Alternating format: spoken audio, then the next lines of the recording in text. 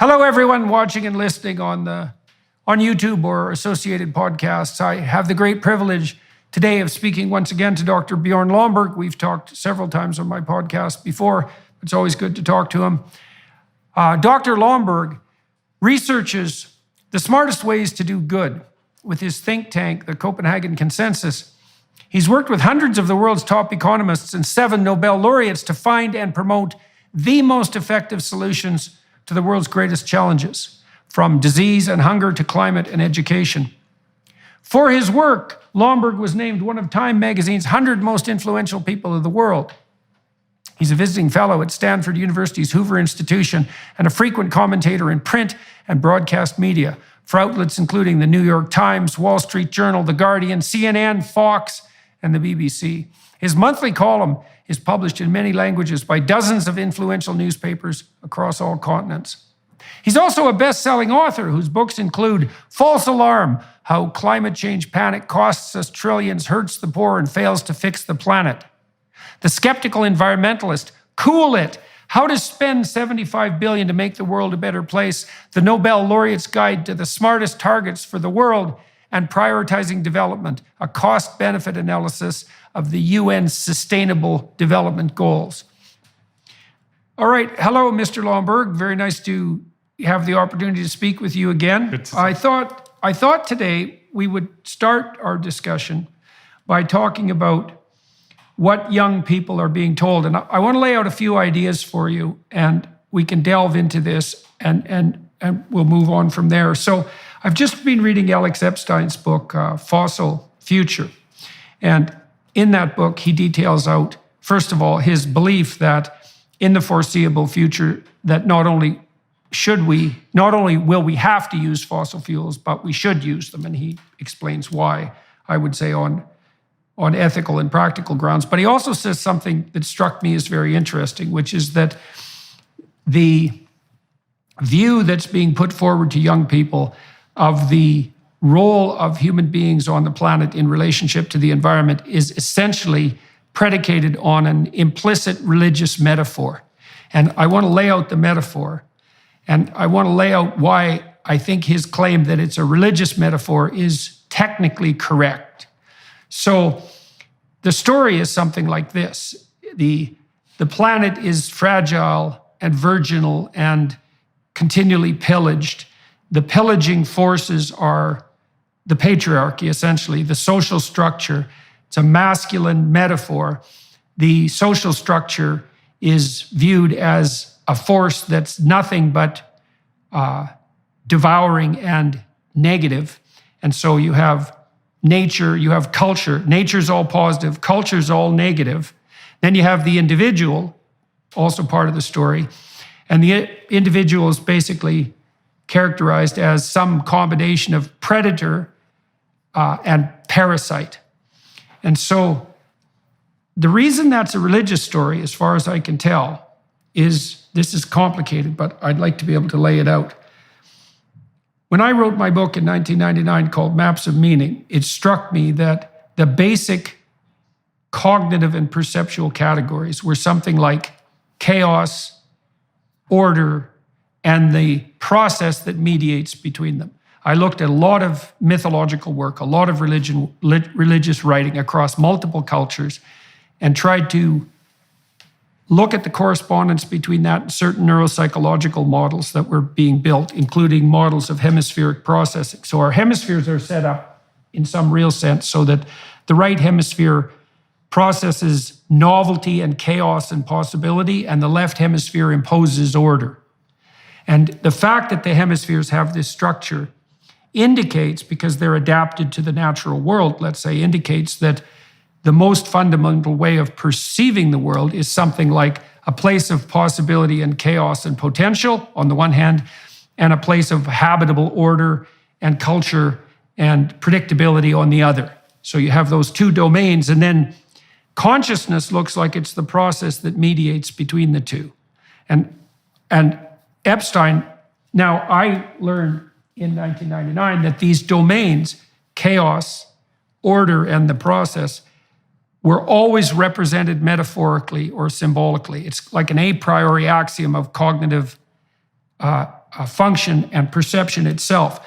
The chaotic domain, potential and so forth, tends to be represented with female symbols, feminine symbols, and the orderly domain tends to be represented with masculine symbols. And so you can see how this plays out in the modern world, because you have Mother Nature, who's virginal and fragile, being raped by the catastrophic patriarchy. And you can see those metaphors lurking underneath, right?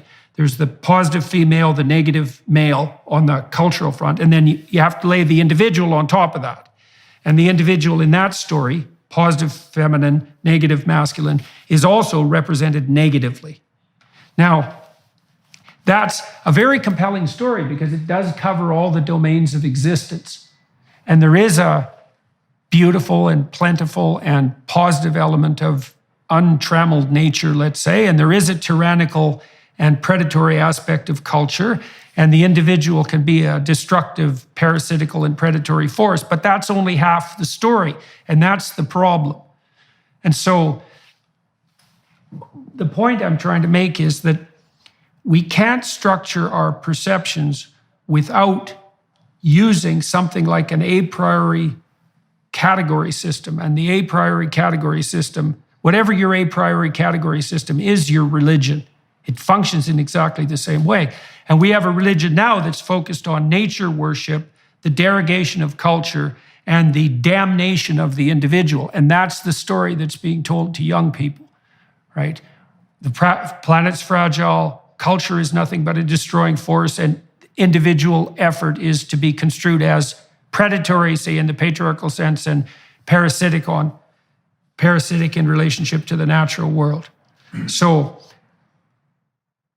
I'm wondering what you think about that. I think it's a great metaphor. So again, if we go along with this, and if we all have religion, I would tend to say that my religion is data. There's a famous statistician that say if you without data, you're just another guy with an opinion, right? We have a lot of knowledge about the world, and the reality is that much of this is built on stories and metaphors and things that we've heard, and it's probably not very conducive to understanding what the world is actually like. And I totally agree with you that everybody, not really just young people, but especially perhaps young people, are told this is the end of times. This idea of should you really have children? Should you really put them into this world, this terrible world? The world is going to end in whatever the number is right now, but 8 years or 12 years or whatever. The feeling is that this is sort of end of times. And that's very much, as you point out, a sense of we have this beautiful world that we somehow, this natural world that we've somehow despoiled and made terrible in so many different ways. And I would argue that certainly if you look back in time, this very clearly is a very modern way of thinking about the world. 200-300 years ago, we were terrified of nature because we really worried about the wolves out there. We were terrified about nature in the sense that it would kill us in all kinds of ways. Just think about one of the things I'll talk about a little later, smallpox, a disease that we've eradicated in 1978. But even in the 20th century, it killed about 300 million people. So, it killed a couple of, somewhere up to 5 million people every year. This is a terrible disease, and it was not the only disease that you were struck with. This killed, royalty and everybody else. Nature used to be terrible. What has happened is that we have actually found a way to live such that we can now say we like nature, we love nature, we want to set aside lots of nature. Remember, most of European nations, for instance, cut down most of their forest to build navies, to fight each other. But the fundamental point is you get reforestation when you're rich, when you're well off, when you can actually deal with the issues.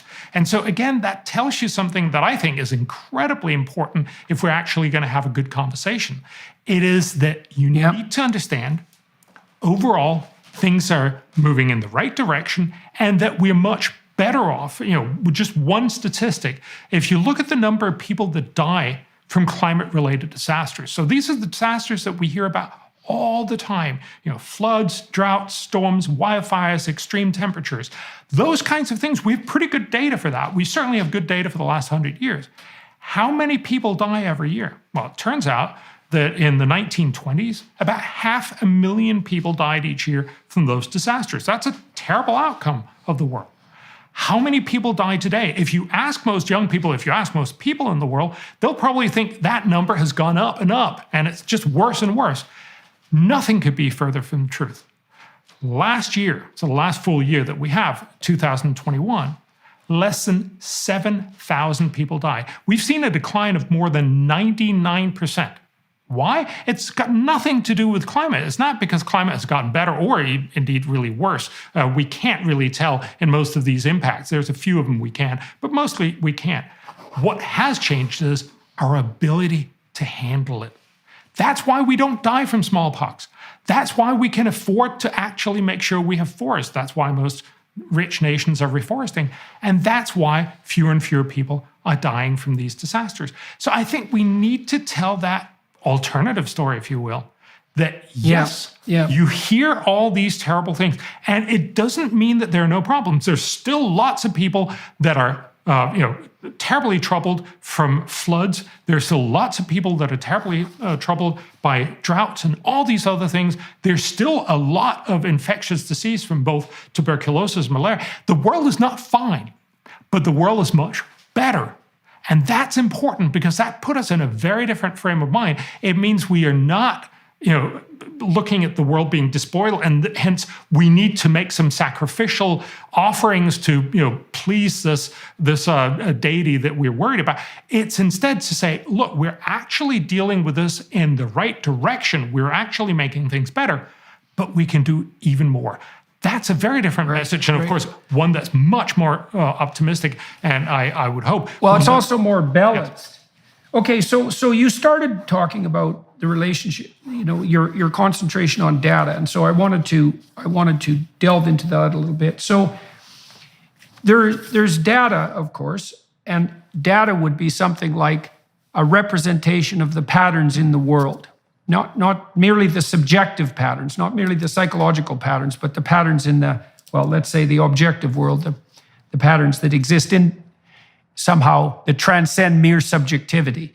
And so those are patterns that we're going to test our presumptions against. But part of the reason I wanted to delve into the underlying metaphorical substructure is because a lot of your work and the work of the more non-naive optimists that I've encountered in the last 10 years has this counter-narrative element that structures it. I mean, because your a priori axioms, they're the reverse of the environmentalist axioms in some sense. In this way is what I mean, is that you started your description by pointing out that we shouldn't be lulled into thinking that nature is only benevolent.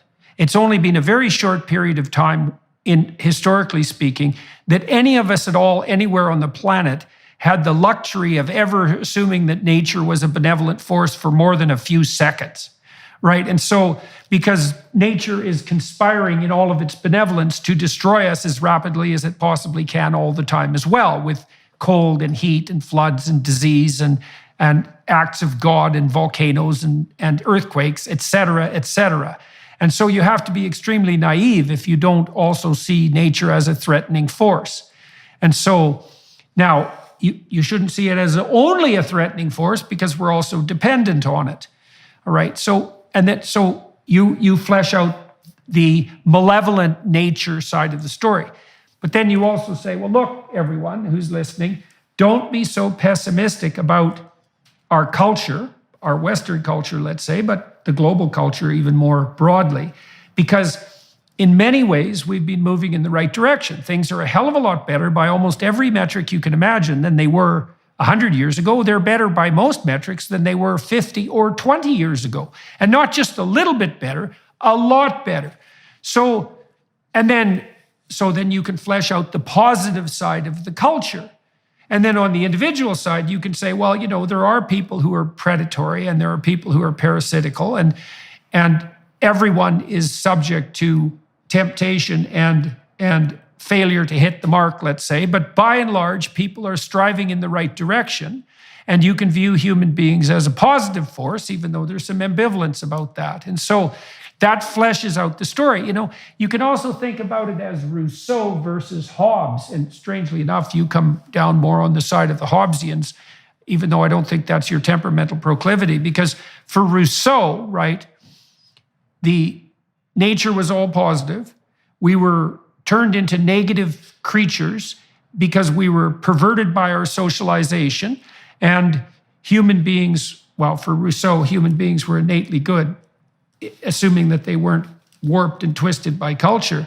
But Hobbes had the alternative viewpoint. Hobbes said, well, the state of nature is chaos and war, and we need a strong socializing force in order to integrate and organize us so that peace can obtain. And I've thought for a long time that a comprehensive worldview melds Rousseau and Hobbes. It's the same comprehensive religious idea in some sense, is you need a representation of nature that's positive and negative.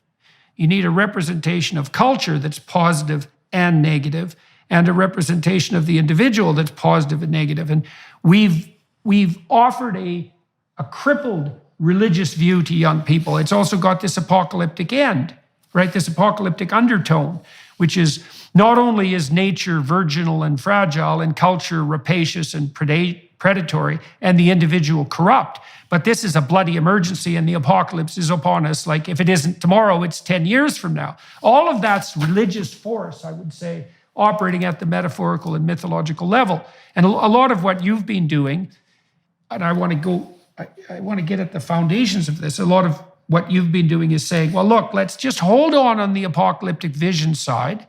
It isn't obvious that the bloody catastrophe is upon us now in any manner that would make incautious emergency action anything other than destructive. There's no reason to assume that as a social force, we're only predatory and parasitical, and we could give ourselves some credit for striving in the right direction and also being able to master this. Because one of the things that I really liked about your work and about many of the people who are working in the optimistic front, this is mostly economists do this, is the idea that, well, we don't have an apocalyptic challenge on our hands, but we have some challenges, but we're the sort of creatures that can actually master those challenges if we don't panic and do something too stupid. Yeah, no, and look, that's exactly the right point. I actually think I love your Hobbes and Rousseau. I in some ways you're probably right that I would argue, of course, the world originally was like Hobbes and not Rousseau, but what we've actually managed with 300 or 400 years of hard work is that we have turned the world into something that's much closer to Rousseau. I'm not sure I'm going to go down in history with this philosophy lesson. But yeah, the fundamental point is what we achieve is by making the world safer for us, by actually achieving to make sure that people don't die from smallpox and that they don't die from all these other things, that we can actually produce a lot of the things that we need for our world in a much more sustainable way. Remember, if you look at the history of, for instance, fire over the last 10,000 years, typically whenever humans come around, they just burn the whole stuff because it's in their way. If you're Indian, we have lots of evidence to show that Indians just burned large tracts of land because it brings out the animals. It makes them defenseless, and you can kill them and you eat them. It makes a lot of sense. But that's really destroying nature. What we're doing now, of course, is to a very large extent that we grow very efficient food so that in rich countries, at least in countries that have sufficient resources to actually care about other things than just surviving, they set aside more and more nature. That's why, just in Denmark, where I am right now, we used to have about a third of the country covered in forest. Then we cut about all of it down. So we're down to about 2%. Now we're back up to 14%. Why? Because we're rich. We actually and we plant forest so that we have places to take our kids out and watch it. And so again, the point here is, it's not just optimism, it's actually realism to recognize that you're only going to fix the problem by looking at the data, finding out what are the challenges, fix many of these challenges, and realizing you can't fix everything, or at least not everything at once. So you fix the most important challenges that takes the least resources to get the most impact. So, fundamentally, and again, this is what the economists love to say, the ones that have the biggest bang for the buck. But in reality, it's much more about making sure that if you can only do some things, sometimes you do the smartest stuff first. And that's what's brought us to here. And that's why we should stop saying it's the end of the world, but still recognize that there are plenty of troubles around. And again, also, just let's remember, we're sitting in two developed countries where we're very well off, where we're not worried about, neither smallpox because we've eradicated that, but we're not worried about tuberculosis either. We're not worried about not having enough food. We're not worried malaria. About all these different things that most people in this world, so, by far over 4 billion, so probably more like 6.5 billion of the 8 billion we are on the planet, are worried about every day. And that's why I'm also really frustrated with this way that we're very often so focused on saying, for instance, on climate change, which is a real problem, we're saying it's the only problem, and then we forget about all these other things where we could help much more, make sure that people are saved much better, and that they could also then eventually get to a point where they would want to, preserve nature and think about other things than just simply making sure they survive the night.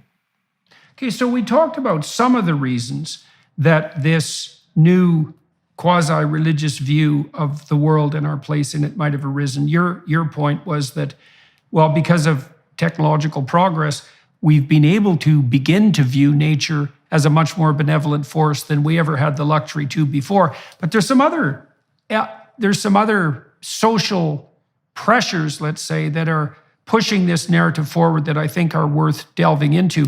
You mentioned one when we just had a bit of a preliminary conversation, is that there's a huge competition for people's attention online, and that competition has intensified dramatically in the last 20 years. Because there are so many voices clamoring for everyone's attention all the time. And one of the advantages to an apocalyptic vision is that it is attention grabbing. And so any narrative that tilts towards the apocalyptic is likely to get magnified in online communication, because things are good and slowly getting better isn't much of a headline. And there's nothing novel about it. Okay, so that's another possible contributing factor. Can I just give you one? Yes, please do. Our World in Data, it's a wonderful website, and they point out, I love the statistic. We have no sense of how many people we've lifted out of poverty. So over the last 25 years, it's in the order of almost 1 billion people. So every year for the last 25 years, we could have had a headline in every paper in the world, everywhere around, telling us yesterday, 138,000 people were lifted out of poverty.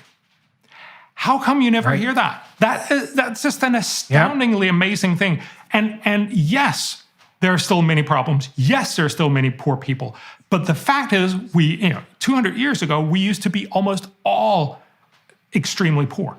There was a few royalty and that, and then, it was 95% of all of us had what is, typically known as $1 a day, but it's really 2.50 now. But the fundamental point is we were incredibly poor. Now we have less than 10% that are extremely poor. That's still a problem. We should still help them, and there's a lot of ways we could do that. But that is one of those many stories that you don't hear because, it doesn't generate clicks. Yeah, well, part of it, and it's a deep psychological problem too, is that we are structured psychologically so that the negative has more impact than the positive does. And that's a very difficult bias to work against when you're in a situation where you might be making the case that the positive should be what's predominating. It's like, well, fair enough, but that isn't exactly how we're wired. And I suppose that's why, because we can be 100% dead, but only so happy. And so it's conservative in some sense, and I don't mean politically, to be a little more hyper alert to the negative than to the positive. But that's a tough thing to fight against when the negative can grab attention, especially when it's blown up to apocalyptic proportions. Okay, so there's a couple of other things I wanted to delve into there too. So there's this psychologist, Jean Piaget, and Piaget is very interested in ethical development and cognitive development.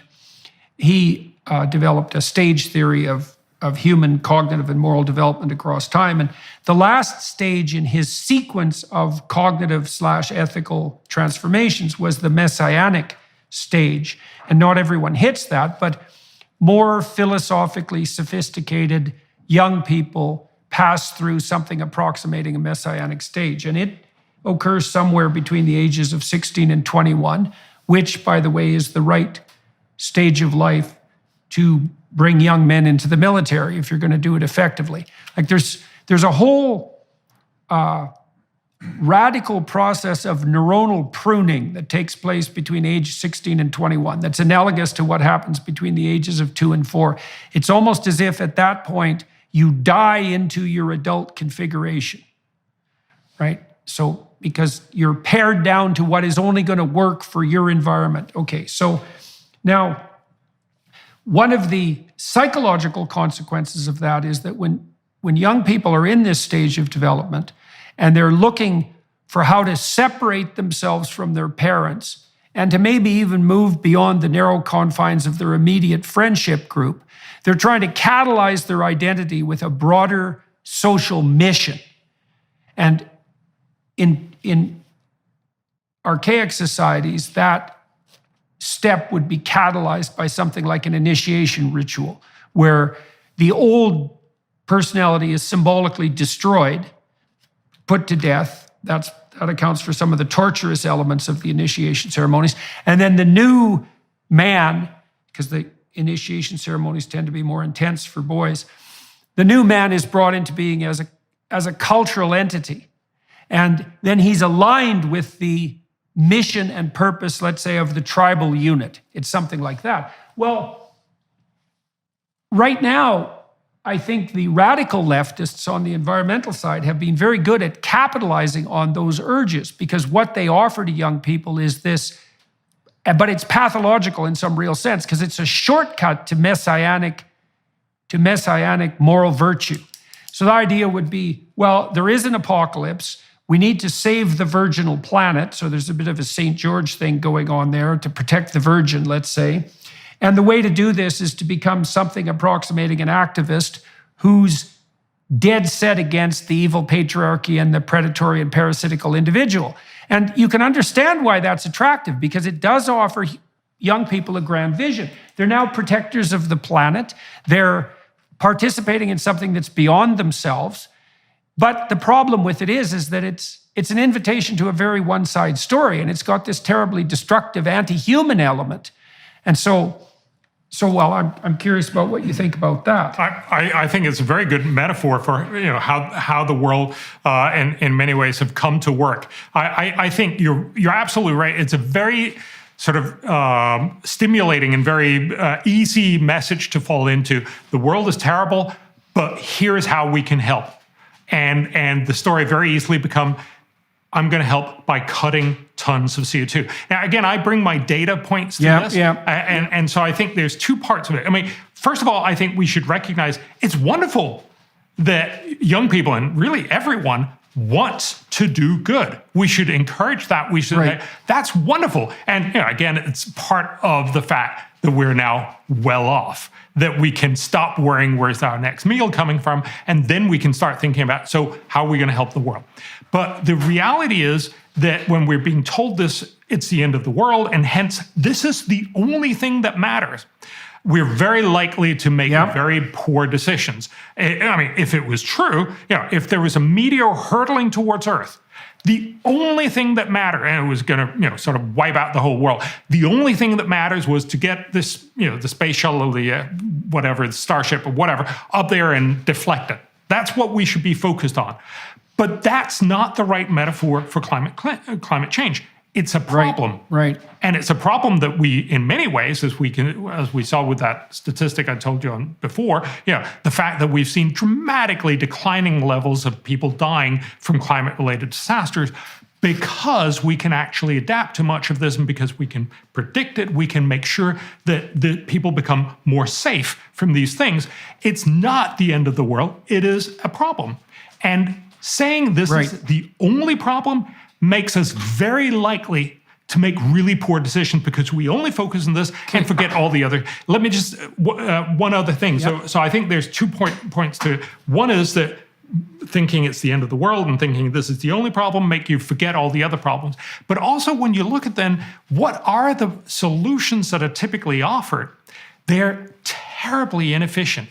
So they will typically involve something along the lines of saying, I'm going to forego driving my car, which will at best have virtually no impact. It's not that, please do it if it makes you feel good, and especially if it works into your plans, but it's not how you solve the world. And, people will talk about going vegetarian. Again, great thing. I'm vegetarian, but it's not going to save the world. You need to get a sense of proportion. Most of the things that people talk about are small fractions of what it'll actually take.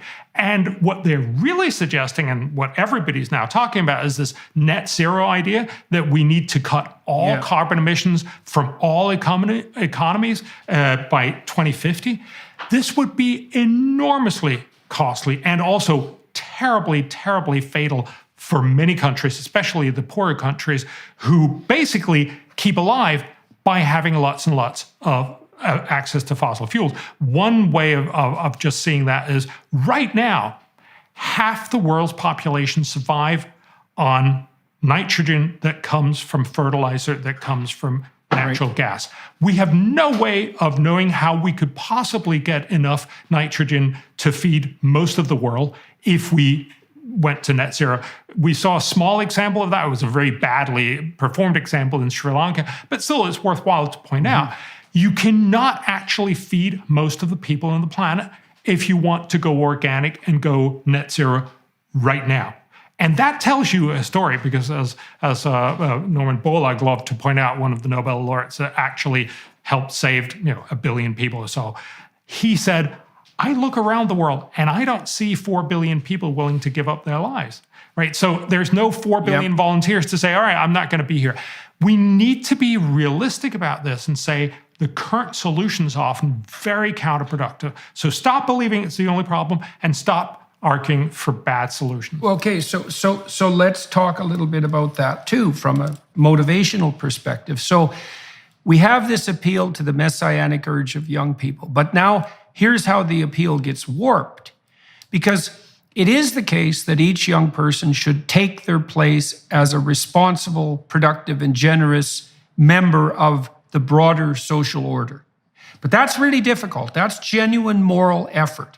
And that would require growing the hell up, being willing to make sacrifices, including the future in your deliberations so you're not impulsively hedonistic, serving other people, starting a family, starting a business, like all these things that you have to do in the micro world that require real effort. Well, here's the shortcut that's being dangled in front of young people. It's like, forget about all that activity, that difficult, painstaking, conscientious, local activity. That's all just part of the predatory, parasitical patriarchy. So you can just dispense with all of that. Instead, you can put yourself forward as an ally of virginal nature, and instantly, as an anti-apocalyptic advocate of that sort, you're elevated to the highest possible moral stature, which is something like a messianic figure.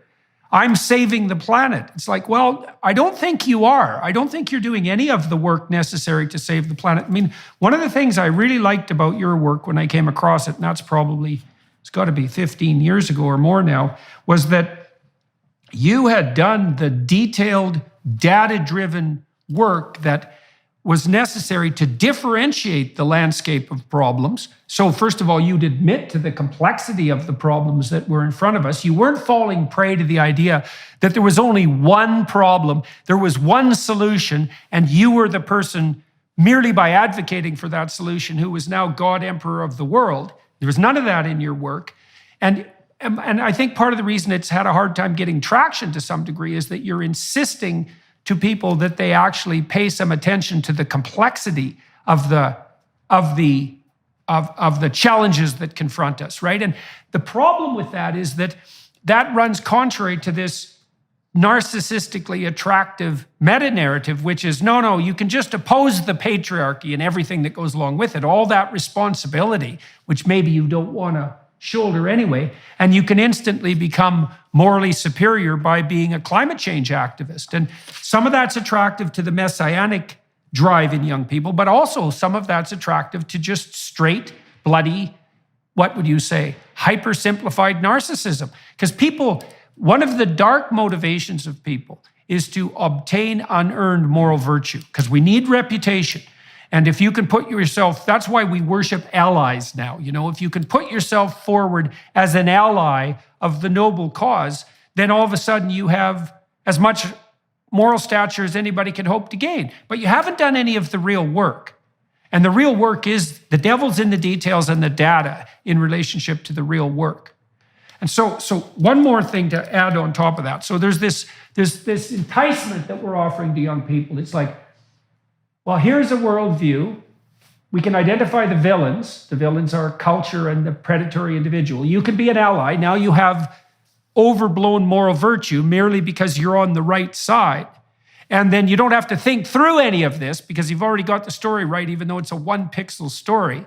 So that's a very bad moral trap. But then there's something darker going on too. You know, in Epstein's book, Fossil Future, he cites some of these, the more radical environmentalist types who say things like, I think it was McKibben he quoted, who said something like, as far as I'm concerned, the vista of an unspoiled river, so any natural environment that's completely untouched by human beings, is so valuable that that one person or a billion isn't worth that. It's something very close to that. And so there's a malevolent anti-humanism that's at the bottom of this too, which is also, it's part of this metaphor. It's part of the idea that intrinsically, human beings are something like a cancer on the face of the planet, or a virus, or a biological force that's gone wrong, a Malthusian nightmare, and that only that which is completely unsullied by human beings, untouched by human hands, is intrinsically valuable. And you can put that forward as a moral claim and say that you're on the side of nature, but the flip side of that is, yeah, like if there's too many people on the planet there, mate, which of them do you think should go? And exactly how are you going to bring that about?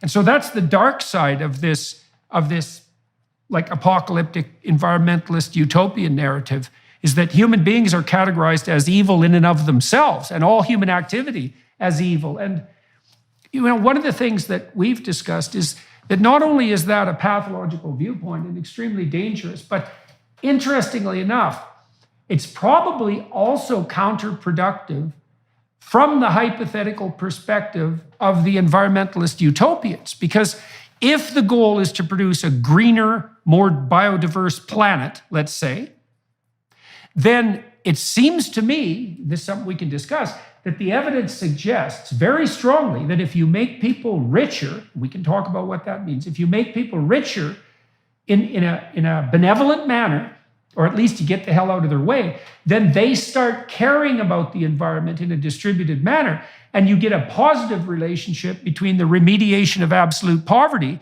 and environmental awareness. So not only does this narrative not solve the climate problem and destroy the economy, it actually I think it makes the climate problem a lot worse, and we're seeing that play out in Europe right now. I think there's a number of things to unpack here. So I think you're absolutely right that we have very good evidence to saying if people are better off, they're much more likely to be environmentally concerned. Environment problems are poverty problems. That's really what that is. You know, when you're poor, yes, you just cut down forest in order to feed your kids. You'll basically litter around everything because honestly, you have other things on your mind right now. Whereas once you're well off and most of your future is secure, you can care a lot more about the environment. And I also think, yes, you're absolutely right. There's a lot of people who seemingly get a lot of sort of instant credit by just throwing paintings of whatever, painting at whatever famous painting they're in a museum with, or just get some sort of glue themselves to highways or whatever. That's not how you solve this problem because it is very, very complicated. And as you also point out, if you actually want to make be part of the solution, help bring the world onwards, it's actually going to take a lot of painstaking work. And I think you nailed it on why are my solutions much harder to sell? Well, fundamentally because it's more boring. It is not as flashy and exciting as being able to, get on a TikTok video and show your virtue, but it's actually about a lot of hard work. I mentioned Norman Borlaug. He got the Nobel Peace Prize in 1970. He was the originator. There's a lot of other people along with him for the Green Revolution that basically worked through the 60s and 70s. And most people today probably don't even remember. But if you go back and read what people were worried about, we were incredibly worried about the fact that most nations just would not have enough food. And so, there was literally people considering maybe we should do triage and say, well, India is just a goner, they'll just have to sort of die out. And what Norman Borlaug said was, we actually have the technology to make much more food on every hectare, every acre of land. We do that by making genetic modification. So he just did it with normal genetics. He simply constructed, together with lots and lots of other researchers, constructed seeds of both rice and wheat that were shorter. And that meant they were shorter, and so they could put more energy into their kernels. And that meant there were many more kernels, much less straw, and we got much more food. That is, in a very short hand, that's basically what fed the world. That's what brought India from being a basket case to now being the world's leading rice exporter. It doesn't mean that there are not problems in India. It doesn't mean that we've fixed everything. But what that tells you is this is the way you actually walk towards a solution. So a lot of environmentalists, a lot of very, very smart thinkers back then basically said lots and lots of people are going to die. Literally hundreds of millions of people are going to die. And I'm okay with that because, it had to happen. Yeah. Whereas the right way is to sit down and actually use science and spend, your entire life working on making these rice grains more effective.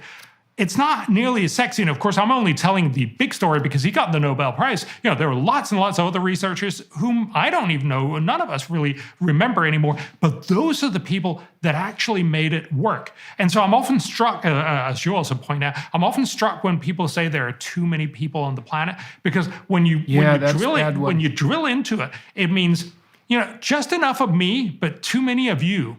It's never, you're not actually going to have you or your family leave, but you think someone else should go. Now, I get the idea of saying that maybe in some sort of very detached way, we would like to see a world that had fewer people. I think that's probably wrong, but you can have that argument. But if you actually look at it in the philosophical implications of that, is that you're telling lots and lots of people to die. The reality should be, I think, and that's what our history shows us, is when you have rich and wealthy countries, you can actually get both. You both get fewer kids because once you grow up, once you get rich enough, kids actually start to be really expensive, so you have few of them, and that's one of the reasons why we no longer see this population explosion as people talked about in most of the rich world. Actually, we're likely to see that spread over the whole world in the next 40 years or so. So we are over most of the problem. And what we have managed to do is we can now grow food much more effectively, and we should be moving towards growing it even more effectively, so that we can have all the people well-fed on less and less land, so there's more space for nature. We're doing that in the rich world. We can also do that in the poor. The thing that's interesting here, or one of the things that's interesting, you talked about Norman Borlaug and about the sexiness of say, your vision. And the thing is, when I started to delve into the research on the economy and environment front, I actually found the work that you were doing, so to speak, highly sexy, because I thought, oh my God, here's a better story. We could make everybody in the planet rich, and I want to go into what rich means, and at the same time, make the planet much more sustainable on the biological front. We could do both of those. Why isn't that just way better than the Malthusian zero-sum game? Let's delve into those issues a little bit. So So we're offering young people a cheap way out of their privilege-induced guilt. So now they have this Rousseauian landscape set in front of them. They're pretty secure. They're pretty comfortable. They're not going to die of malaria or smallpox. They have enough to eat. They have educational opportunity. But now they're scrounging around trying to figure out what to do with their life because they need to justify their miserable existences to themselves. They need something meaningful. And so the radicals come along and say, well, just be an ally of the virginal planet. And that is simple, so it has that appeal. But it's also simple in an underhanded way because it isn't the message, look, why don't you be like Norman Borlaug and develop something like a noble vision, which is, well, maybe we don't have to starve 4 billion people to death. Maybe we can feed them. Okay, what do people eat? Oh, they eat food. Yeah, so how about if we make food more efficient? We make agriculture more efficient. Let's see if we can feed all those people. And that's a pretty hard problem, so how about I devote my whole life to this? And then you might say to young people, well, that's a hell of a price to pay to devote your whole life to something. But we could be saying forthrightly, well, don't you want an identity? Like, don't you want to devote your life to the solution of some genuinely difficult problem? I mean, that's where you're going to find meaning. I mean, how meaningful has your work been to you? Very meaningful. And I think, so I just wanted to slightly flippantly, but not only flippantly say, I'm very, very pleased and gratified that you thought this was very exciting. I think it's also a little bit because you're a nerd. So, it is a more nerdy solution, and it is less immediately satisfying, but I think that's exactly the point we need to get out. We need to tell people this will ultimately be a much, much more rewarding understanding. Look, we should also have people that work on climate because, again, climate is a real problem, but you're not going to solve it by throwing paint at something. You're not going to solve it by telling people you can't, you shouldn't, you should freeze, you should not have a nice life. The way you're going to solve this, of course, is by being the guy that comes up with the technology that actually delivers clean energy or cleaner energy at much lower cost. This is how we've solved pretty much all problems. We haven't solved them by wishful thinking or telling people, I'm sorry, could you not do stuff that you like to do? That never works. What does work is you come along with a better solution. This is a slightly trite metaphor, but back in the 1860s, the world was basically fishing up all whales. Why? Because whales have this wonderful opportunity of whale oil. Turns out the whale oil just burns much, much cleaner and much brighter than any other oil. Remember, that was pretty much the only lighting that you had back in the 1860s. So pretty much all Western European and North American rich homes were lit up with whale oil. And so everyone just went out and, to the ends of the world to catch whales. You could not have stopped the slaughter of whales by telling everyone, I'm sorry, could you dim your lights a little bit? Could you go back and have that sooty light that you didn't like? That's not going to work. What did work was, ironically, that we found oil in Pennsylvania, right? That we actually found ground oil, the oil that we just used today, mineral oil, and you could substitute that for whale oil. Turned out it was much cheaper, it burned better, and it was much easier to get hold of. And so we pretty much stopped hunting whales after that. There are still some because they also give meat. But the fundamental point is technology solves this problem, not good intentions. Right. Well, so that means that we can thank the fossil fuel industry for saving the whales. And you can thank, if you think about, well, we can thank the fossil fuel industry for a lot of things. If you think about in around 1900, almost everyone worried about the fact that you could see cities becoming more and more congested. You had horse carriages, and they left an enormous amount of manure. So there were lots of people who were really worried about the fact that by extrapolation, by 1920, 1930, all of New York, all of London would be covered by feet and feet of horse manure. How were you going to solve that? And along came the automobile. Again, the point here is not to say that a technology that we then innovated 120 years ago is the right one for today. Eventually, that will go, the way of the dinosaur. We'll find other ways, but we should not be kidding ourselves and believing that just wishing it wasn't so makes it go away. The way you do this is through technology. Well, especially, okay, so let's talk about wealth a bit, because in the West, it's easy for people, like I saw yesterday, I think it was Extinction Rebellion or one of these damn groups put out this message saying that, well, you know, people should just stop flying because flying produces water vapor and carbon dioxide. And, you know, really, we don't need to fly.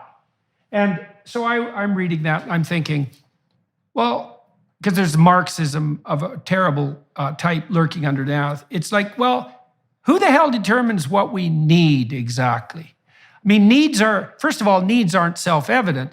Really what you need to do is you need to breathe, you need to drink water, and you need to eat. After that, what constitutes a need gets pretty damn dubious. And my concern is that if you get people adjudicating the, what would you call it, the comparative validity of need, you turn the whole world over to people who say, well, you don't really need that. And you don't really need shelter. You don't really need, well, you don't need, you can have bugs. You don't really need food. You can eat a minimal protein source. Well, you don't really need children because they're kind of hard on the planet anyways. You certainly don't need pets because they add to the carbon dioxide load. You don't need your fireplace. You don't need a gas stove. You don't need a heater. And then what you have is this insistence that the way to planetary salvation is to tell other people what they don't get to have. And what's interesting about that too, and this is the hypocritical element, and I certainly see this at the elite Davos global level, it's like, well, exactly who are you telling here that they don't get to have what they need? Because you don't mean that for yourself. You're not going to go live in a damn hut in the middle of Africa and burn dung. You're not proposing that. You're proposing that these damn poor people in the third world country, and maybe in your own country, and there's too many of those blighters anyways, that they should just be bloody well satisfied with the fact that they've got what they have now, and they shouldn't in any manner ever dream of having the sort of wealth of opportunities and security that we have in the West. Then we could talk about wealth, because people in the West are guilty about wealth. Well, we have all these things we don't need. It's like, well, yeah, that's actually the definition of wealth. You got a choice of toothbrushes. Maybe you don't need it, but it's not a bad side effect. But we should get down to brass tacks here, people. When we're talking about wealth for the typical person, here's what we're talking about. Your house isn't too cold or too hot. So you have heating and maybe you have air conditioning. That'd be kind of nice. You have running water. You have good sanitation. So you have a toilet and you have clean water. You have a plentiful supply of high quality food that you don't have to spend all your time scrounging around to deliver, and it's reliably sourced. And your children have the opportunity to live healthily, and to be educated. That's like 90% of wealth. And so when we're talking about wealth that we want to provide the rest of the world, we're not talking about 1920s spats-wearing capitalist depredations, champagne, hooker, and cocaine. We're talking about the basics of life, right? Temperature regulation, provision of water, provision of food, health and opportunity for children. And we still haven't provided that to everyone in the world, and we could. That's one of the things that's so optimistic about your work. Not only could we do that, we should do it, and we could and should do it in a way that would benefit the long-term sustainability of the planet.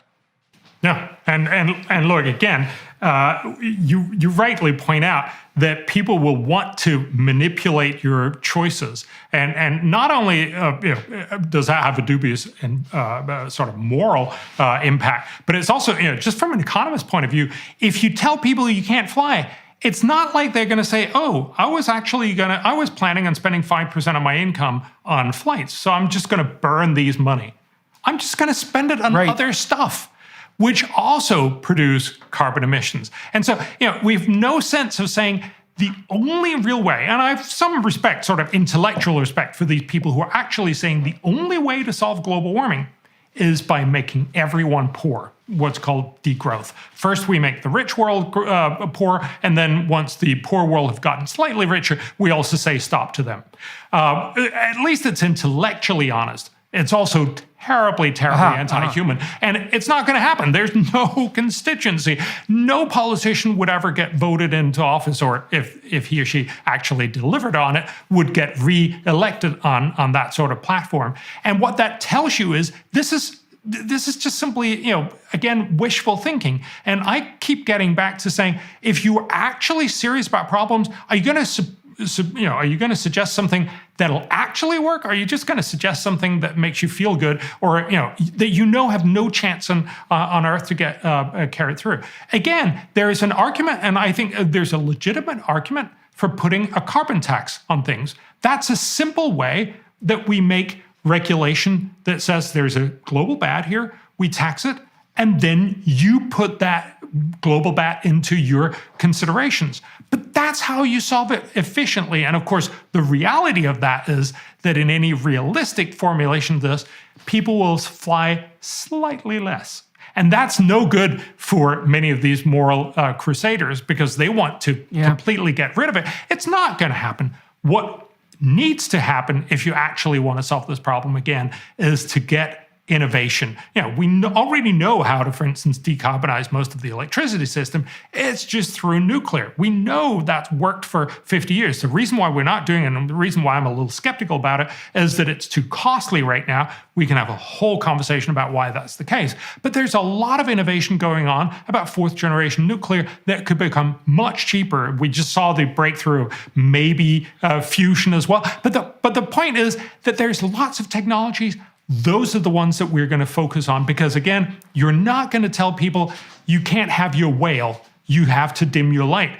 What you can say is, oh, here's a better alternative. Oh, it also happens to be cheaper, and it doesn't kill whales. No, and so the degrowth model is predicated on the idea that, well, let's lay out the ideas, that really there are too many people on the planet, and the people who are there now, especially the rich ones, are consuming far too many resources per capita. And so the only way forward to a sustainable planet is through degrowth. Okay, so let's take that apart. First of all, who's going to impose that degrowth? Like, can you imagine the totalitarian state that would have to be built in order for every single one of your purchases to be monitored, which is really what the plan is in some real sense? I mean, that's just a terrible, nightmarish vision of petty tyranny everywhere, where every single move you make is analyzed in terms of its overall planetary consequence, and only calculated by people who do not have your best interests in mind, by the way. But worse than that is that there isn't any evidence whatsoever that if you use this strategy of degrowth and you make people poor, that you're going to get anything approximating the beneficial effect that you propose. I mean, let's look at how this is already playing out. So what has Germany managed with an approximate degrowth strategy? I mean, so part of the degrowth is, well, we certainly don't need fossil fuels or nuclear on the energy front. Okay, so from what I've been able to gather now, energy is about 5 times more expensive per unit cost in Germany than it is in the United States. A huge number of industrial endeavors are fleeing Germany for US, which isn't so bad, or China, which is really not good, because it's too expensive even to do such things as build batteries for electric cars in Germany now. But also, you might say, well, that's all worth it, because now we have all these renewables and the place is much cleaner, and if we have to pay a price in terms of loss of industrial productivity, c'est la vie. But I read the other day too, and I hope this is accurate, that Germany has fallen to something underneath the 100th position in the world in terms of emissions per unit of energy produced, because as we've moved foolishly and precipitously towards unreliable renewals, especially on the wind and solar front, the Germans have had to, especially because they killed their nuclear plants, they've had to turn back to coal. And so now they're burning way more coal than they used to for 5 times the electricity price and unreliable power to boot. And so this degrowth philosophy, which violates the presuppositions of economic motivation, let's say on a psychological and economic front, is not only going to demolish the industrial structure, make the poor much poorer and more desperate, but it's going to bring about worsening of the conditions for environmental sustainability, and very, very rapidly. Now, we're also seeing in Europe, and you can comment on this a bit, is that because we're now in an energy crisis, a foolish energy crisis, that people are starting to deforest Europe, and they're starting to burn peat in Ireland again because they have to heat their damn homes. So even by the standards of the environmentalists themselves, perverse though those standards may be, the degrowth philosophy is completely unsustainable politically and psychologically. Because you're just not going to tell people, you can let grandma freeze in the dark. Yeah, I think you're absolutely right that it's not going to happen. People are just not going to allow that, and they won't accept that sort of tyranny as you're talking about. You would need much, much more than anyone would be willing to offer up. Just to give you one sense of it, for the average American, some estimates indicate that going net zero would actually cost you in the order of $12,000 per person per year by 2050. That's just impossible to imagine that anyone would ever accept. And also, I think we need to separate. There's been this tendency in almost all conversation to totally muddle climate and environment. Now, environment is a lot of other things, and it's, for instance, air pollution and all these other things that are fairly, local to you. So degrowth would actually solve climate change because we would stop producing. It wouldn't solve a lot of the other environmental problems because now we would start, burning everything else, and we would be terribly poor, and life would be horrible in so many other ways. I think fundamentally we just need to get back to realizing that when you're saying, and these protesters will glue themselves to the roads and say, we don't want you to use any fossil fuels. But of course, when they come back in their lives, they're crucially dependent mostly on lots and lots of energy produced by fossil fuels. And they would probably, most of them, not be willing to give that up. And if they're not even willing to do that, of course they're not going to get anyone else to do that just by gluing themselves on highways. What they're going to do is if they could come up with a new innovation that was cleaner than anything else, if they, instead of gluing themselves to the road, would actually take up university, go and figure out, and it need not be a solution to climate change, but one of those solutions, but one that was actually effective, then of course they would have done real good in the world. And so again, I think that's the sort of purpose of our whole conversation, to say, stop believing this is the end of the world, because it's not. But also stop believing that the solution to the end of the world is to glue yourself or to just be gloomy or tell everyone we should just stop with everything. The solution is smart technologies. The solution to the end of the world is not to become a frightened tyrant that says, oh my God, the sky is falling. I need all the power now. I need to make these centralized decisions. These centralized decisions are going to affect every single element of your life and your children's life, assuming you get to have children at all. And that's going to bring us towards a more benevolent planet. It's like, none of that's true. There's not an apocalypse. You don't get to be a frightened tyrant. We don't need centralized top-down control of absolutely everything we do. And even if we did have all of that, what we would get wouldn't be the positive outcome that everyone who's on that side is touting. What we'd get is the same kind of centralized planning disasters that we've seen play out time and time again over the last 100 years all over the world. This is, every single way you cut this is a bad set of solutions. Now, I want to steel man it a little bit. So, the idea that there are too many people on the planet is actually predicated on, you might say data, which is one of the weird things about data, is that if you take a petri dish that's full of a nutritive medium and you put a mold on it, the mold will grow until it eats all the available nutrients and then it will all die. And so that's a kind of limits to growth model. But the world in that model is a encapsulated petri dish, and the biological agents are mindless single-celled organisms. So you might say, well, that's not a great metaphor for human beings, because first of all, human beings aren't mold or viruses or cancers. We're a very strange breed of creature, because we can think and we can react and we can modify the environment and we can modify ourselves. And so it isn't obvious at all. People say, follow the science. The science is Malthusian. We're all, microorganisms in a petri dish or rats in a colony. We're going to overpopulate till we devour everything. It's like, I don't think so. First of all, why would you use single-celled organisms as the cardinal metaphor for human human populations. It's a preposterous biological metaphor. And one of the things the economists have pointed out, as opposed to the biologists who tend to be more Malthusian repeatedly, is, look, you can create your linear models of what's going to happen if.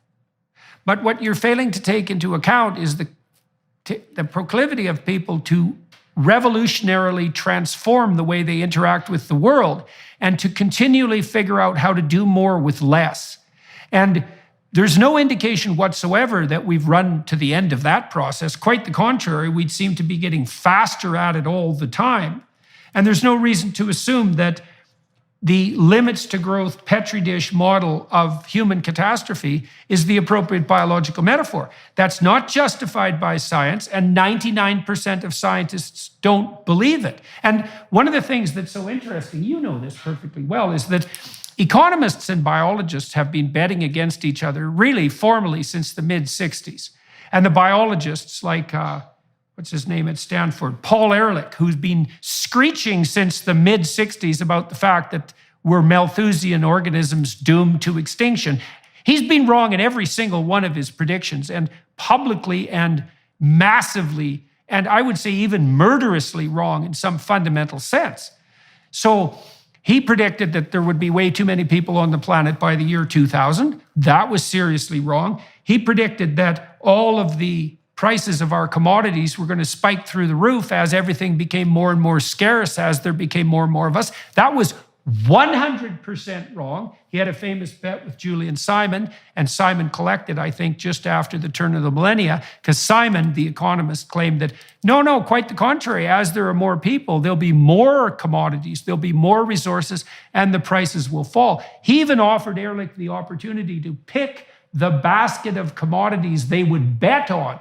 And Ehrlich got stomped. And what we've seen continually, time and time again, is the economists have been right, which is that there's no limit to human ingenuity. And that also means that if we got food, water, sanitation, opportunity to the billions of people that don't have it, we would produce a few more spectacular hyper geniuses like Elon Musk, let's say, or Norman Borlaug, and God only knows what sort of efficiency they can produce for us. So the idea that we could convert natural resources into human cognitive ability, that seems like a pretty damn good trade from the perspective of economic flourishing and environmental sustainability. Yeah, so just 2 points on that. I think it's incredibly important to remember that it's not just the Elon Musks and the Norman Borlaugs that make up the world. Also because, it is, you very early on said that you've done all this great work, and thank you very much. But this is the work of literally many hundreds of the world's top economists that I've helped sort of shepherd together.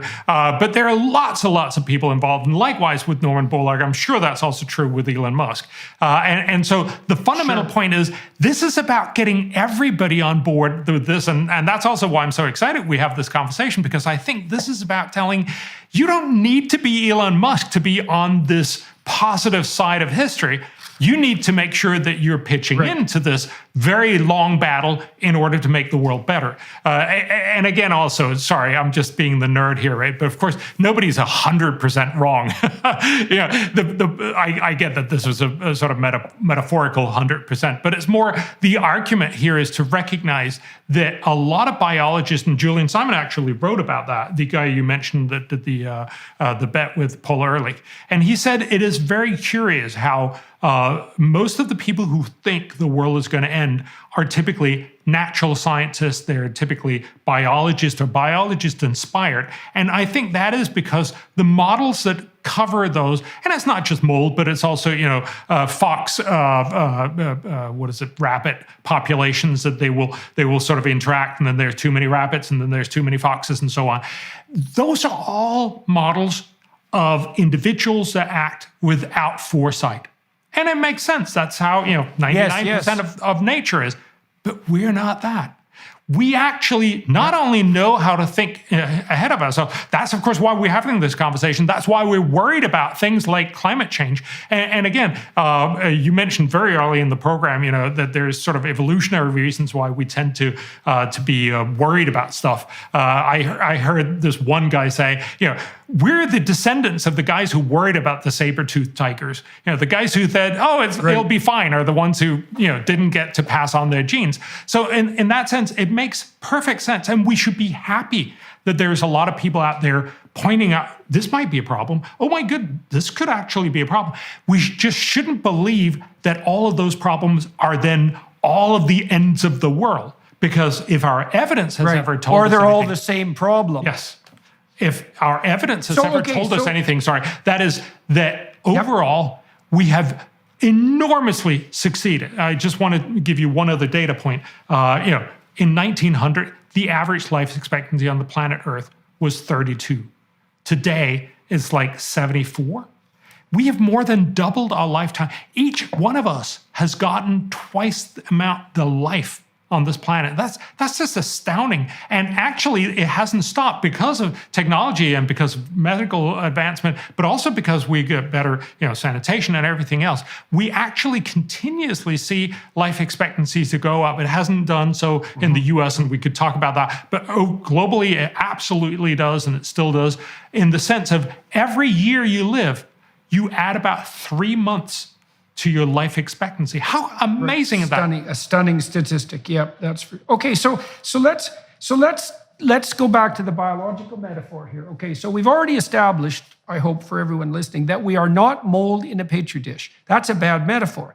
So now you said, well, maybe we're foxes and rabbits, and there is this nature red in tooth and claw that's going to modulate our population by necessity, and that's sort of the biological argument, that even though we're not mold, let's say, we're more like foxes or rabbits, and we're going to multiply until the predators take us out or something like that. But I would say, here's why biologically that's not true. So Alfred North Whitehead, I believe it was, said the reason we think is so that our ideas can die instead of us. So here's the human cognitive transformation. So imagine that you go do something stupid and you get killed. Well, that's not so good. Now you're dead, but your pattern, even your DNA, is no longer around. That's a dead end. It's an evolutionary dead end. You did something stupid and now you don't exist, and neither do your descendants. Okay, so that's how animals work. But that's not how human beings work, because we've taken this new leap, and our leap is, well, let's make a virtualized self. Let's make an avatar in imagination. Let's play out a few different scenarios of what might be. Let's allow the stupid scenarios to die before we implement them. And then let's do that broad scale. That's why we have free speech. So what you and I are doing in this conversation, to the degree that it's successful, and this is what everyone who's listening is doing too, is that we're undergoing a sequence of micro deaths and micro rejuvenations. And so you'll offer an idea, and then I'll criticize it or add to it and kill some of it and shape it. And then you'll take that and you'll kill some of it and shape it, and we'll toss it back and forth with the hopes that by the time we finally implement it, we actually won't have to die. And so human beings have substituted the ability to think abstractly, which is partly to die abstractly, for the process of real death. And in principle, if we are capable of maintaining open dialogue and engaging in critical thinking, we can make most of the death that would otherwise be necessary to control our populations virtual. We don't actually have to act it out. We can act it out in simulation, and then we can only implement the ideas that seem to be productive. And we're actually really good at that. The whole human enterprise is precisely that. So that's another reason why the biological model is just not tenable. We are not of the same kind, even as foxes and rabbits. Certainly not of mold, and certainly not of cancer or viruses. And so the biologists who are thinking seriously, they have to take this into account. And I don't think they are, to paint with a broad brush. No, and I think that is why you have all these economists telling us, actually, in many ways, we have moved on, and we're much better at fixing problems. And I think it gives a better way of thinking about problems that you say, yes, it's great that there are people out there pointing out problems. I'm happy that organizations like Greenpeace are there because they point out and nip at the heels of corrupt officials or governments that don't do their job and simply tell us these are potential problems. But it shouldn't be taken as, oh my God, that means we're all going to die. No, it means here is another of the many, many problems that have beset us from all time immemorial, and that we've also fixed, and typically fixed in a way that actually left the world better, not worse off. The environment is not purchased at the expense of the economy, and the economy is not purchased at the expense of the environment necessarily. They can work in harmony. And we know that. Well, how do we know that? We know that because as you accelerate people up the GDP production curve, so every individual is making more money, you get to a point where people, as we already pointed out, start to take a longer-term vision. And that vision includes environmental maintenance. So let's say we want a vision for the planet on the environmental sustainability side. So how do we do that? Well, why don't we produce as many people as we possibly can who are as concerned as they can be that their relatively local environment, the one they can actually control, is as green, productive, and sustainable as possible. We want billions of people working on this, not just a few. Well, how do we get billions of people working on it? Well, we help them with cheap energy and the provision of plentiful food. We help them provide security for their family and opportunity for their children. And then we enable them to take a longer-term view. And they'll automatically start attending to the sorts of concerns that hypothetically predominate among the environmentalists.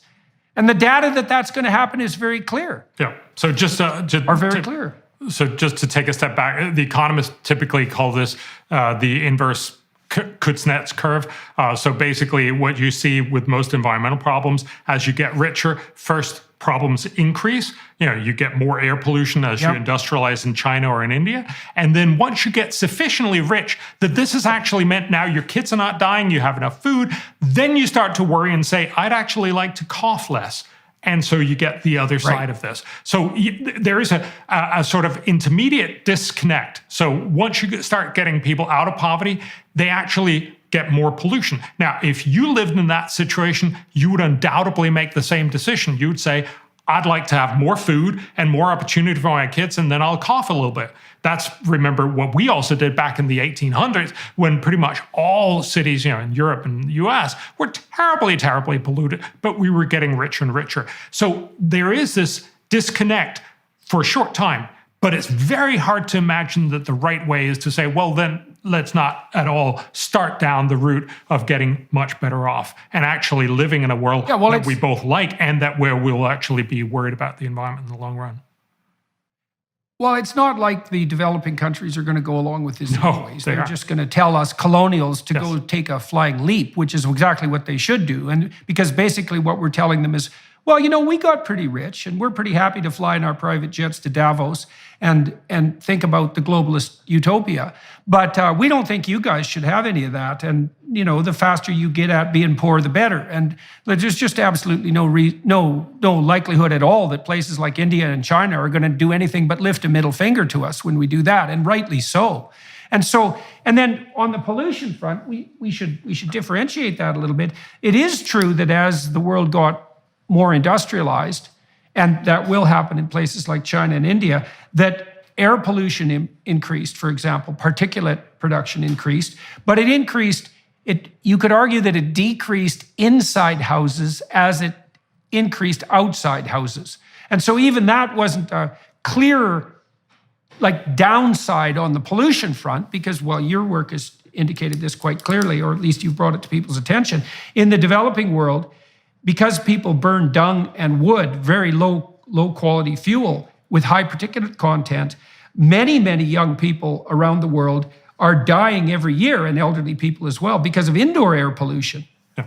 We have no sense of this. So, 3.5 billion people in households, mostly in the very poor South, they basically, as you say, cook and keep warm with dirty fuels like dung and cardboard. And the impact of that is equivalent, according to the World Health Organization, to, if you look inside huts, if you've ever been in one in Africa, they're terribly polluted inside. And it's like smoking 2 packs of cigarettes every day for 3.5 billion people. It's not surprising this kills millions of people every year. And again, it's not to say, if anything, this just simply makes us realize that there are a lot of different problems. And some of them you solve very simply by getting people out of absolute poverty. Not only do they stop dying from not having enough food and getting easily curable infectious diseases, but also they stop dying from indoor air pollution. One of the first things they do is they get a stove that actually runs on natural gas. Remember, that's why we're not, afraid of going into our kitchens in the rich world, and so it should be in the poor world. And we need to have that conversation. We need to understand, and that's of course why overall getting to developed country status is something that almost everyone aspires to, and certainly something that's worth having. Okay, so let's talk about some of the. So people who are listening, we spend a lot of time in the philosophical realm and in the relatively low resolution realm, trying to lay out the underlying conceptual landscape and to, what would you say, delineate something like a metaphysics of optimism. That might be a good way of thinking about it. But one of the things that's admirable about your work is that you also concentrate on the devil in the details. And so we wrote an op-ed recently that got a fair bit of distribution on a couple of problems that we could solve globally, let's say, we could address at a relatively low cost, billions of dollars instead of trillions. And so that's like 1,000th the cost for people who want to do the mathematics. So what do you see, what could people think about in terms of low-hanging fruit? What are things we could address in the next 10 years to speed the process of improvement and to address both economic and environmental issues simultaneously? Yeah, it's a great question, and that's really what I've been spending the last couple of years on, and really a very large part of my career is basically engaging people and saying there are lots of problems, and we should be honest about that. The world still has lots and lots of problems. Some of them are very hard to solve. Some of them are very easy to solve. If that's true, why wouldn't we want to solve the easy ones first? Some of them are incredibly expensive to solve. Some of them are very, very cheap to solve. Why wouldn't we solve the cheap ones first? So what we try to go for is simply, as you said, the low-hanging fruit, saying of all the different problems in the world, where are some really smart solutions? And it typically ends up being such that you can't solve all of the problem. Remember, we rarely solve all of any problem. You don't go to university to learn everything. You go to university to learn enough. Well, I could go on with that metaphor. I don't think I will. But the point here is to say you need to find out when is enough enough. What are the really smart things? So take one thing that we actually wrote about in the op-ed. Everyone needs education. One of the reasons why countries have gotten rich is that people have learned reading, writing, communicating, understanding, and becoming much more productive citizens. So if you look back in 1800, almost the entire world, except for a very tiny sliver of the aristocracy, were basically illiterate. We are now in a world where more than 90% are at least technically literate. We've moved an enormous amount of way, and that's why a lot of rich countries are rich. That's why we're well off. That's why we have the human flourishing that we have. So this is incredibly important to understand. We believe that almost half of the difference between being poor and being rich is whether you have an educated population. Now, nobody disagrees. Yes, we should all have educated people, but the truth is, it's really, really hard. We know that in rich countries because we have that conversation constantly. How do we make our schools better?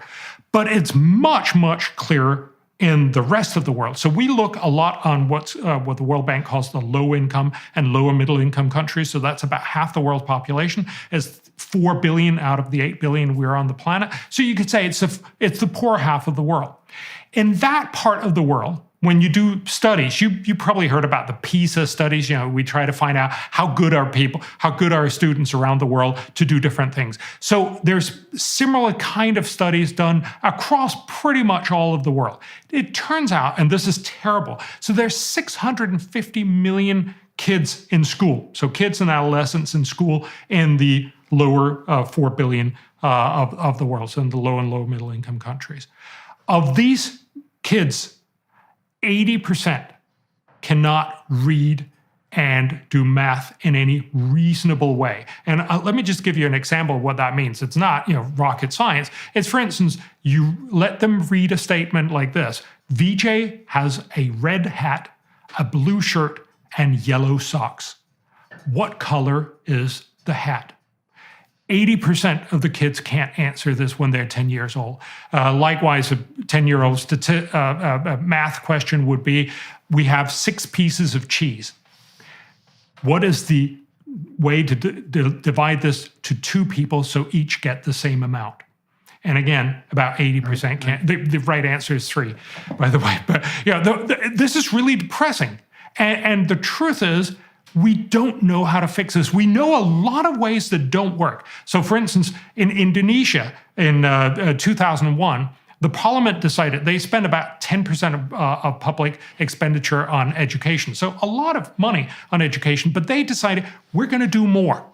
So they decided we're going to put in the Constitution that we need to spend 20% on education. That's potentially a great thing. You really want to help the country. So what they did was they built a lot of new schools. They got many more teachers. So they went up from 2.7 to 3.8 million teachers. They now have one of the lowest class sizes in the world. They have great teachers. They have lots of teachers, and they're really well paid. Unfortunately, you couldn't tell the difference in the outcome on students. They were still just as bad. And of course, what that tells you is, so there's this wonderful study, it was called Double for Nothing. We basically, in Indonesia, paid twice as much and got nothing out of it. That's the worst kind of way to try to help the world. Now, a lot of people will make these arguments. We need to pay teachers more. It turns out that if you pay teachers more, they become really, really happy, which is not surprising, but it doesn't actually increase learning by students. Likewise, if you make class sizes smaller, it has virtually no impact. What is the main problem here? The main problem is it's really hard to teach a lot of kids. So, say there's perhaps 60 kids in a class in typical global South. To teach them, they're all 12-year-olds, but they're wildly different abilities. Some of them are incredibly bored because they know all the stuff and they want to go on to the next class. Many of them have no clue what's going on. No matter what the teacher tries to do, it's always going to be wrong for most of the students. This is why, a lot of people have then tried to say, are there ways to solve this? And the answer is yes. These are the Norman Borlaugs, if you will, of the world, who've come up with new and interesting and amazing ideas. I'll tell you about one of them. So this one is about getting basically a teaching aid on a tablet. So it could be an iPad, but it'll probably be a cheaper, knockoff Android kind of thing. And then it teaches you at your level. So what it does is it starts asking some questions, and you can pretty quickly find out what is actually your level. And then it'll teach you through that school year. So 1 hour a day. This is partly because then you can actually still have most of the school running as it usually do. Then it also means you can share the iPad or the tablet with many, many other students over the day. If you have 1 hour a day for a year, the amazing thing is we now know that you can triple the learning. You can actually make kids learn 3 times as much as if they'd gone to school 3 years. Now, remember, it's a low quality school, so it's not as amazing as it sounds, but it's still much, much better. Yeah, but it's an improvement. Well, what it means, Bjorn, is that you're now putting children for an hour a day into the only place that learning actually takes place. So we've known this, psychologists have known this for 100 years. So this psychologist named Vygotsky, Russian psychologist, came up with this notion called the zone of proximal development. And what he noted was that one of the things he noticed was that parents spontaneously speak to their infants and their toddlers at a level that slightly exceeds their current comprehension level. And they do this automatically. And so you can imagine that there's a horizon of learning, and the horizon of learning is the place that's optimally challenging for you. That's the only place. That's also, by the way, on the border between order and chaos, technically speaking. That's the only place that learning ever takes place. And so if you have a classroom full of 12-year-olds, say 60 of them, some of them have an IQ of 70, which means no matter how hard you try, no matter how much effort you expend, you'll never get them beyond the basics of rudimentary literacy. And some of them have IQs of 145, which means those are kids who could learn to read at 12 to 1,500 words a minute and who'd be capable of operating at the highest end of cognitive development. They're all in the same class. Well, obviously, you can't pitch to the middle of that because, as you said, you'll make a shambles of it. But the data that you're laying out in terms of the effectiveness of this technology is an indication of the utility of finding that zone of proximal development. That's what people talk about, by the way, when they talk about the zone, being in the zone. And I like the particularity of your solution too, because you're saying, well, look, we need to educate people. We need to educate them because educated people generate more of the wealth that provides security and opportunity. Literacy is core to that, and say basic numeracy. You can't even operate a computer without that. And then we have some very efficient technological strategies that are also cost effective where we can target and solve that particular problem. It's very particularized. And that's also a lovely vision. It's like, well, why not make education cheap and useful? It's incredibly simple. And also remember, there are lots of other solutions. Don't first focus on those. Focus on these incredibly effective ways. So, we talk about, and there's lots of different data that shows how do you make sure these tablets don't get stolen? So you need a place that you lock them up for the night. How do you recharge them? You need a solar panel. You need all that cost. You also need some people to operate it. But all of this has actually been proven. So one of the things that we've helped do, and this is by no means just us, is now Malawi, one of the poorest countries in the world, is actually aiming at, over the next 4 years, to spread this out to all of their schools. So that's more than 3,000 schools, and they're going to get this out to all 1 to 4 graders, fourth graders. That's an amazing achievement. Again, this is the kind of thing that will make Malawi richer because they'll become more productive in the long run. So we do the whole cost and benefit calculation. So this will have real costs. We're talking about several $1 billion if you were going to do this globally. But billion is a very low number when you're thinking about how much we're spending on some of these other problems. As you mentioned, it's not $1 trillion. And secondly, it's going to dramatically improve all of these countries to become better so that they'll both be better off to have human flourishing, but in the long run also have better environment. We actually then try to say, well, so for every dollar you spend, how much good do you end up doing? Turns out that you make so much good that it's equivalent to $54 of social good in the long run. So every dollar in, $54 out. And this is based on which is 54. That's $54 more that you could go off and do some more good with too. Yes. So, although remember, because again, one of the things much of this is somewhat out in the future because that's what education is all about. Yeah. Of course, but we have this reflexively anti-capitalist notion in the West often that lurks at the bottom of some of the metaphorical realms that we've been discussing, that there's something suspect about wealth. But the thing about wealth is that if you use it ethically, it's life more abundant. If you use that ethically, then part of the utility in gathering wealth is that hypothetically you can go, well, first of all, make more wealth with it, but you can do good things with it.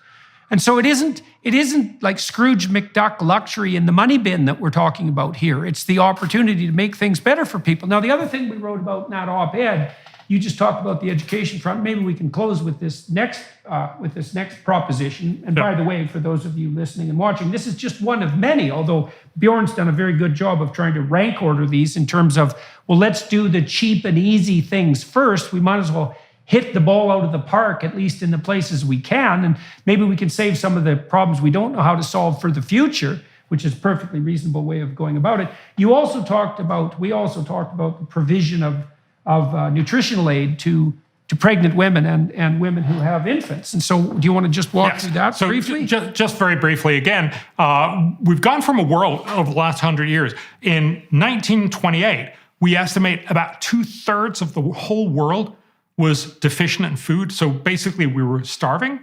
2/3 of us were starving. Today, that number is down below 10%, but that's still very high. That's still about 800 million people. So there's still a big problem.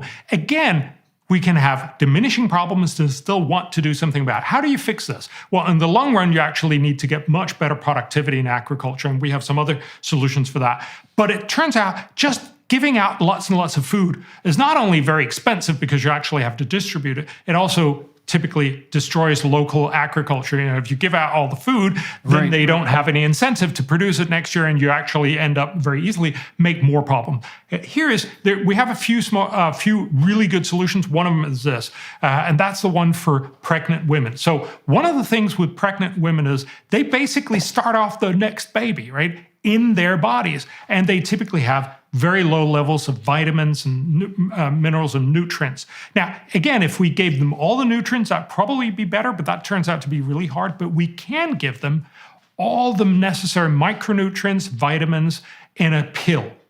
We already do that in a simple sense because we give them what's known as vitamin A and, I'm sorry, I'm just blanking on that. Some other thing. That's sort of in the standard package from the World Health Organization. But if we expand that, the pill will be a little more expensive. But remember, we already have the whole infrastructure in place to hand out this pill. It's one pill every day for every pregnant woman. That's about 50 million pregnant women we're talking about every year. So it's not a small operation, but it would actually be fantastically cheap because we just need to exchange that pill. It's already being done there. We just need to get many more produced and get them distributed and get some more information out. And if you do that, it means that the child will be born with a better possibility of developing its own mind.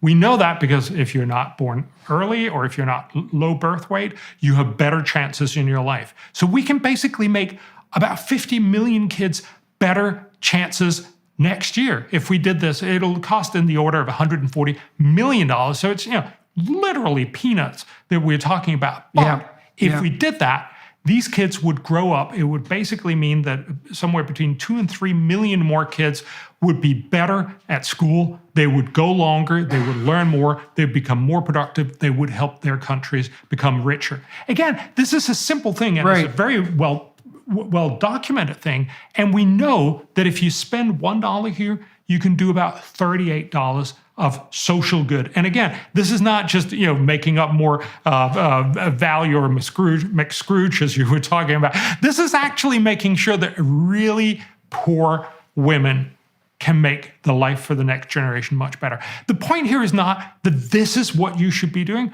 but it's one of the many things that you could choose and say, look, I want to do something that actually matters and that has huge impact, rather than just go with, oh my God, the world is terrible, and then I'm just going to give up, or I'm just going to go for these cheap, easy virtue signaling. This is about, there are a lot of technologies, there are a lot of innovations where we can actually make a lot of good at very low cost, very effectively. Isn't that what we should be doing for 2023?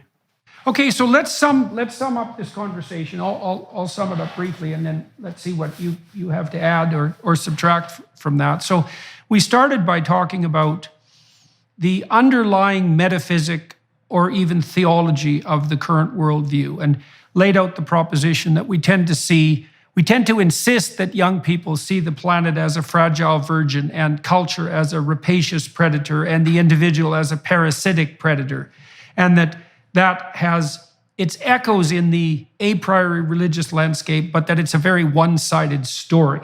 And the corrective to that story is, well, nature can be pretty damn hard on us and needs to be tamed and controlled in a manner that's sustainable. We should be extremely grateful for what our culture has provided us with, not least the ability to look at nature as though it was benevolent.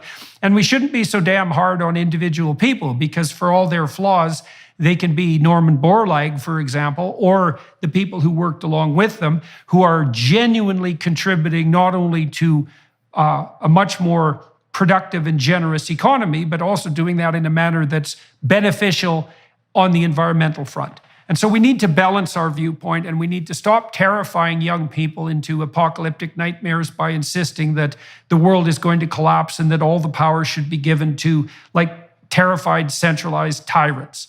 So that's the first part.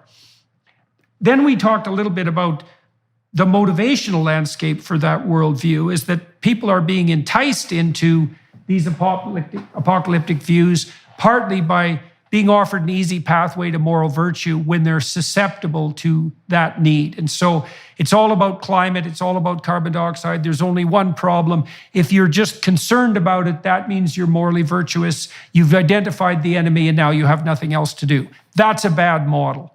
The proper model is for people to develop a theory of the world and of their own action that's as sophisticated as the actual problem set, and to be willing to devote mature time and energy to the solution of a set of real problems which we could solve. And then we sort of closed the conversation, mostly you did that, by delineating a couple of the areas that are basically constitute low-hanging fruit. We could educate poor people for a relatively low outlay economically, certainly one that would produce a tremendously high return on investment.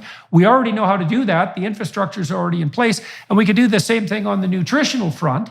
And then we'd have fewer starving and stunted children, and they'd all be more well-educated. And why wouldn't, and then we also pointed out, being wealthier and being more intelligent, they'd also be more likely to take a long-term view of let's say, ecosystem sustainability, and they'd start to work in a distributed manner to serve the environment locally.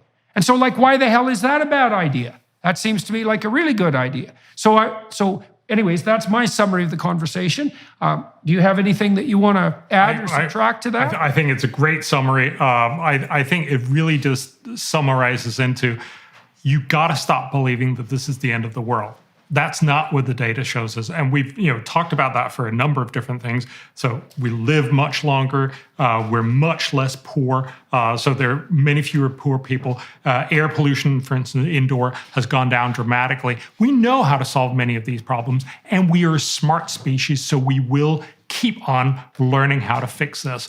Yes, this is not about moral virtue and just showing up and saying, I want to do good. This is about the long, hard grind of the Norman Borlaugs and all these other guys that actually helped us think out what are smart ideas. That's what this third idea was then, or this third part of the conversation was really about. There are a lot of smart things. Do you want to be part of that? I would love to, for all of us to be part of that. And that, I think that was part of why we also wrote this op-ed. It's sort of the new year is a place when you start talking about, so, what do you want to do? What do you want to do for next year? How do you want to look at the world? Stop being scared. Start thinking about, how can I help? And wouldn't it be amazing if we actually had a lot of more people saying, I want to help. I want to be one of the guys who helped get these tablets out in a developing country somewhere. I want to be the gal who focuses on making sure that we get these cheap tablets out to pregnant women. I want to help push forward these very simple ideas and, of course, come up with new ideas. This is the way we solve problems. This is the way we actually make the world even better. Right. Well, that was the other stream that I didn't summarize, is that we'd also talked about the fact that the mold in a petri dish model, biological model of human existence is not appropriate. Neither is the fox and rabbit model, is that we have the capacity to generate and kill new ideas constantly. And we're very good at testing them in those countries where there's freedom of expression and freedom of thought. We're very good at testing those ideas. We're very good at implementing them. We've learned continually how to make more with less. We're getting better and better at that in every possible way, especially as our computational power increases. And so what that would mean is that if we could shed the apocalyptic pessimism and encourage young people to work diligently towards a mature and integrated vision of the economy and the environment, invite them to participate as people whose basic destiny is to make the world a better place for people and for nature itself, that's a viewpoint that's much better, that's much more likely to lift people out of abject poverty and also to produce a greener and more sustainable world. Well said. All right, Dr. Lomborg. Hey, for everybody who's watching and listening, I mean, first of all, thank you for participating in this conversation. And, you know, and more power to you, by the way, on the upward and onward front. There's no reason to be destroying your motivation by engaging in apocalyptic doomsaying when there's many things that need to be done and could be done that are productive and useful, and many things that are positive, that are beckoning and that have already made themselves manifest. Bjrn noted, for example, that we've lifted a tremendous number of people out of poverty in the last 15 years, and we could do an even better job at that. In the meantime, I'm going to talk to Dr. Lomborg for another half an hour on the Daily Wire Plus platform. I'm interested in, with all my guests, who are generally very successful and interesting people, I'm always interested in the manner in which their responsible destiny made itself manifest, right? So one of the things that all young people contend with is the issue of where to find the central purpose, the meaning in their life. And, you know, it's easy to get nihilistic and cynical about that and think that life has no purpose in the final analysis. But I think that's a pretty gloomy and unwarranted supposition. And one of the things I have seen among the people I've met whose lives are together and who are doing productive and generous things is they do find engagement in something that's truly meaningful. And it does get them out of bed in the morning and help motivate them to be productive. And not only for themselves and not only for their own gain, if in case that has to be said, but so that they're working in a manner that's extremely socially responsible and meaningful in a reciprocal manner. And so I'm going to talk to Bjrn about how his interests made themselves manifest in the early part of his life in my attempt to trace how such things come about. And so we'll see you in January. And Merry Christmas to you, by the way.